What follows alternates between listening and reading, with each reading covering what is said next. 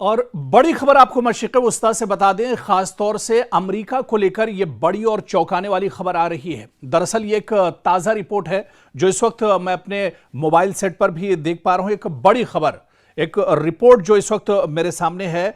दरअसल आपको बता दें कि अब ये चीजें निकल कर आ रही हैं कि ईरान और अमेरिका जंग के दरमियान अमेरिका भी एक तरह से कमजोर पड़ने लगा है।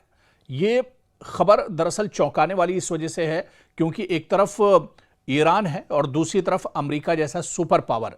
क्या वाकई में पिछले 3-4 महीनों से जो जंग अमेरिका ईरान के साथ लड़ रहा है, इस जंग में ईरान का इतना ज्यादा नुकसान हुआ है कि ईरान अब इस जंग में कमजोर पड़ रहा है, या फिर ईरान का जो डिफेंस सिस्टम है, जो दिफाई निजाम है, क्या ये दिफाई निजाम भी अमेरिका का अब कमजोर पड़ता हुआ नजर आ रहा है? क्योंकि जो रिपोर्ट निकलकर सामने आई है, यह रिपोर्ट दरअसल बहुत चौंकाने वाली है। और इस रिपोर्ट में सीधे सीधे यही बताया गया है कि अमेरिका ईरान के मुकाबले में कमजोर पड़ रहा है और खासतौर से जदीद मिसाइल अमेरिका के खत्म होने लगे हैं। ईरान के सामने वाशिंगटन दरअसल अब बेचैन नजर आ रहा है। इस पूरी रिपोर्ट के बारे में तफसील से हम आपको बताएंगे क्योंकि दुनिया की सबसे ताकतवर फौज एक तरफ अमेरिका की हम बात कर रहे हैं, सुपर पावर है, और अमेरिका दुनिया की सबसे मजबूत फौज मानी जाती है, अस्करी ताकत मानी जाती है। लेकिन क्या अब इसके हथियारों के जखीरे तेजी से खत्म हो रहे हैं? और क्या अमेरिका के जदीद दिफाई निजाम, यानी जो इसका लेटेस्ट डिफेंस सिस्टम है, क्या अपनी आखिरी सांसें गिन रहा है? यह सवाल भी बहुत अहम है। और क्या ईरान के खिलाफ मुसलसल हमलों ने वॉशिंगटन को एक ऐसे मोड़ पर लाकर खड़ा कर दिया है जहां जंग जारी रखना पहले जितना अब अमेरिका के लिए आसान नहीं है? क्योंकि दरअसल अमेरिका ने एक बार फिर ईरान पर फजाई हमले किए हैं और कशम जजीरे पर एक रिहायशी इमारत को निशाना बनाया है, जिसमें कि ईरानी दरअसल जो मियां बीवी हैं वो इसमें मारे गए, हलाक हुए। जो लेटेस्ट दरअसल जो हमला अमेरिका ने किया है, और यह हमला काफी बड़े पैमाने पर यह हमले ईरान के अंदर अमेरिका ने किए हैं, और इस हमले में काफी माली और जानी नुकसान ईरान को उठाना पड़ा है। लेकिन इस हमले को लेकर ही दरअसल एक रिपोर्ट जो जाहिर की गई है, वो रिपोर्ट दरअसल ये बताती है कि अमेरिका का जो डिफेंस सिस्टम है वो अब एक तरह से नाकारा हो रहा है। डिफेंस सिस्टम अब एक तरह से कमजोर पड़ रहा है और अमेरिका का, और एक रिपोर्ट इसको लेकर बाकायदा आई है जिसमें यह शाये किया गया है कि जो डिफेंस सिस्टम अमेरिका का है ये एक तरह से इसका जखीरा खत्म हो रहा है। इससे पहले भी इस तरह की रिपोर्टें आती रही और यह कहा गया कि जो अमेरिका का डिफेंस सिस्टम है, खासतौर से उसमें पैट्रियट मिसाइल की बात की गई थी। इसके अलावा जो दूसरे और जो मिसाइल सिस्टम है, खासतौर से जदीद थार्ड की बात की गई थी कि थार्ड फजाई दिफाई जो निज़ाम है यह भी अमेरिका के पास अब एक तरह से कम है। दरअसल जो समझने वाली चीज है इस रिपोर्ट में वो यही है कि अमेरिका को एक साथ कई महाजों पर लड़ना पड़ रहा है, क्योंकि ईरान के मंशा दरअसल यही है। ईरान दरअसल अमेरिका को चारों तरफ से लपेट कर रखना चाहता है, परेशान करके रखना चाहता है। और दरअसल ईरान डायरेक्ट वॉशिंगटन या पेंटागन या न्यूयॉर्क पर हमला तो नहीं कर सकता है, बहुत ज्यादा दूरी है। लेकिन मशरिक़ वस्ता में जहां जहां अमेरिका के एयरबेस हैं, जहां पर अमेरिका के सिफारत खाने हैं, जहां पर अमेरिका के फौजी पहले से मौजूद हैं, जहां पर अमेरिका के डिफेंस सिस्टम मौजूद हैं, जहां पर अमेरिका के स्टॉक या कंट्रोल रूम्स हैं, अब इन अलग अलग पूरे मशरिक़ वस्ता में जहां पर अमेरिका के का इंफ्रास्ट्रक्चर है, वहां पर ईरान एक साथ हमले कर रहा है। अब अगर दुबई में ईरान हमला करता है और एक साथ वो कतर पर भी हमला करता है, सऊदी अरब को भी निशाना बनाता है, इसके अलावा अबू धाबी को निशाना बनाता है, कुवैत को निशाना बनाता है, इराक को निशाना बनाता है, जहां पर हर जगह अमेरिकी इंफ्रास्ट्रक्चर मौजूद है, तो फिर अमेरिका एक साथ ईरान के हमलों को कैसे रोक पाएगा? अमेरिका के पास क्या वाकई में इतना डिफेंस सिस्टम मौजूद है, इतने थार्ड या पैट्रियट मिसाइल मौजूद हैं जो ईरान के ड्रोन्स और मिसाइल को रोक सकें?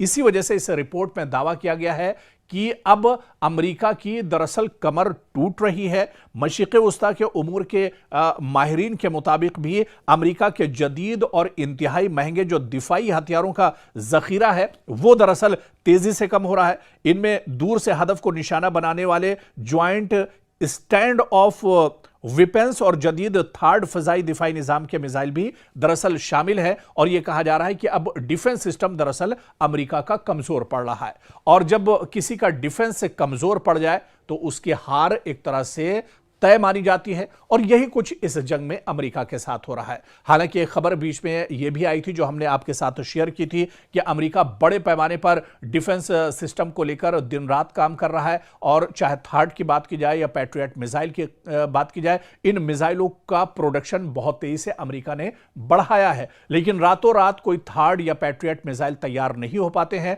बल्कि इन मिसाइल्स को, इन आलात को और इस डिफेंस सिस्टम को तैयार करने के लिए एक लंबा वक्त दरकार होता है, जो अब अमेरिका के पास एक तरह से नहीं है, क्योंकि ईरान लगातार अटैक कर रहा है। ईरान मशरिक़ वस्ता में जितने भी महाज हैं, जहां जहां अमेरिका के एयरबेस हैं, अमेरिका का इंफ्रास्ट्रक्चर है, वहां पर लगातार हमले कर रहा है। चाहे बहरीन की बात करें, जॉर्डन की बात करें, Iraq, Dubai, Kuwait, Qatar, Saudi Arab, बहुत से दरअसल इलाके हैं। और पहले की रिपोर्ट में भी हम आपको तफसील से बता चुके हैं कि अलग अलग पूरे मशरिक़ वस्ता पर दरअसल अमेरिका का दबदबा था। अमेरिका दरअसल पूरे सऊदी और खलीजी ममालिक को सिक्योरिटी देता था। इसी वजह से अलग अलग जगहों पर, अलग अलग गल्फ के जो ममालिक थे, खलीजी ममालिक थे, वहां पर अमेरिका ने अपने एयरबेस बनाए हुए थे। लेकिन अब इन एयरबेस पर जिस तरह से ईरान हमला कर रहा है, जिस तरह से कुवैत के अंदर जो अमेरिका के फौजी थे मारे गए हैं, उसके बाद से अब अमेरिका दरअसल बेचैन है। और इसी के बाद अब जो ताजा रिपोर्ट आई है वो ये बताती है कि अमेरिका की इस जंग में कमर टूट रही है। अमेरिका का डिफेंस सिस्टम दरअसल कमजोर पड़ रहा है। अमेरिका के थर्ड और पैट्रियट मिसाइल का जो जखीरा है वो दरअसल तेजी से खत्म हो रहा है, और इसी वजह से अमेरिकी सदर डोनाल्ड ट्रंप के पेशानी पर दरअसल परेशानी अब बढ़ गई है, और अब वो समझ नहीं पा रहे हैं कि आगे ये लड़ाई किस तरह से जारी रखी जाए। इसी वजह से अमेरिका अब बड़े अटैक भी कर रहा है, बड़े पैमाने पर तेहरान और ईरान के दूसरे जो शहर हैं वहां पर अटैक कर रहा है। अमेरिका चाह रहा है कि जल्द से जल्द या तो यह जंग खत्म हो, इस जंग का इख्तिताम होना चाहिए, वरना फिर कोई बीच का रास्ता निकलना चाहिए। हालांकि ईरान यह कह रहा है कि यह जंग अब जब ही रुकेगी जब ईरान अपनी तरफ से कोशिश करेगा, या ईरान जब चाहेगा तभी यह जंग रुकेगी, वरना यह जंग इस तरह से अब रुकने वाली नहीं है, क्योंकि बातचीत बहुत हो चुकी। अब ईरान मैदान में उतर चुका है, और अब आर पार की लड़ाई दरअसल ईरान इस पूरे मुद्दे को लेकर लड़ रहा है।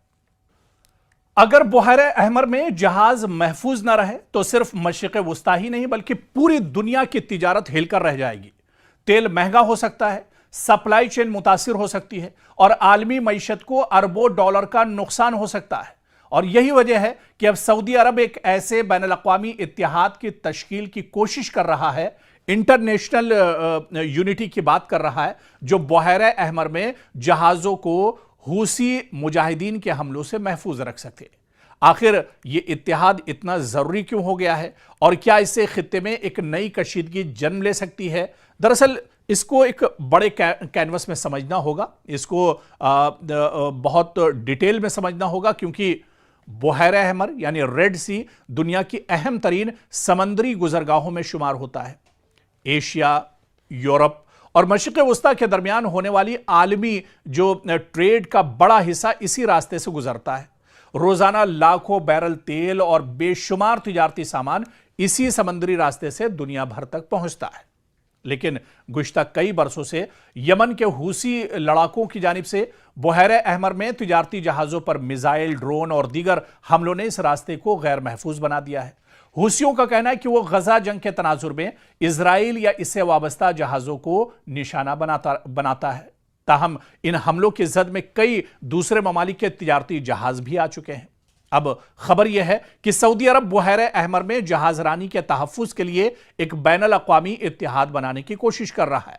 रॉयटर्स के मुताबिक सऊदी हुकाम मुख्तलिफ ममालिक से बातचीत कर रहे हैं ताकि एक ऐसा मुश्तरका निज़ाम बनाया जा सके जो इस अहम समंदरी रास्ते को महफूज रख सके, क्योंकि अब धड़कनें सऊदी अरब की भी बढ़ने लगी हैं। सऊदी अरब पर भी अब तेल की किल्लत एक तरह से हो सकती है अगर रेड सी को हूसी लड़ा के अगर पूरी तरह सील कर देते हैं। इस इत्तेहाद का मकसद सिर्फ फौजी कार्रवाई नहीं बल्कि मालूमात का तबादला भी होगा, मुश्तरका निगरानी, बहरी गश्त और जरूरत पड़ने पर हमलों का फौरी जवाब देना भी हो सकता है। सऊदी अरब के लिए यह मामला इसलिए भी अहम है क्योंकि बहर अहमर यानी रेड सी के साहिल पर उसके बड़े तिजारती मंसूबे, बंदरगाहें और न्योम जैसे मेगा प्रोजेक्ट्स मौजूद हैं। अगर यह रास्ता गैर महफूज रहता है तो न सिर्फ सऊदी मैशत बल्कि आलमी तिजारत भी इससे एक तरह से मुतासिर हो सकती है। दूसरी जानिब ईरान की हिमायत याफ्ता हुसी तहरीक इस इत्तेहाद को अपने खिलाफ एक नई महाज आराई के तौर पर देख सकती है, जिससे खित्ते में कशीदगी मजीद बढ़ने का खदशा भी मौजूद है। सवाल यह भी है कि क्या इस मुजव्वजा इत्तेहाद में अमरीका, यूरोपीय ममालिक और खलीजी रियासतें जो हैं शामिल होंगी, या सऊदी अरब एक अलग इलाकाई सिक्योरिटी फ्रेमवर्क कायम करेगा। फिलहाल इस पर हतमी फैसला सामने नहीं आया, लेकिन सिफारती राब्ते तेजी से अब इस पर जारी हैं। और आप देखिए कि बहर अहमर अब सिर्फ एक समंदरी रास्ता नहीं बल्कि एक आलमी मईशत, तवानाई की तरसील और मशरिक़ वस्ता की सियासत का मरकज बन चुका है। अगर सऊदी अरब वाकई एक मौसर बैनुल-अक़वामी इत्तेहाद कायम करने में कामयाब हो जाता है तो जहाज रानी को तहफ़्फ़ुज़ मिल सकता है, लेकिन साथ ही खित्ते में ताकत के तवाज़ुन और ईरान हूसी महाज के साथ कशीदगी में भी इजाफा हो सकता है। अब आने वाले दिनों में यह पेशरफ्त मशरिक़ वस्ता की सियासत का एक अहम मोड़ साबित होगी और क्या सऊदी अरब का यह इत्तेहाद वाकई में मजबूत होगा, इसका असर दूसरे ममालिक पर पड़ेगा या दूसरे ममालिक सऊदी अरब के साथ जुड़ेंगे, आने वाले दिनों में यह देखना अहम होगा। बहुत दिलचस्प होगा कि क्या सऊदी अरब को इस बड़े इशू पर दूसरे ममालिक का साथ मिलता है या नहीं।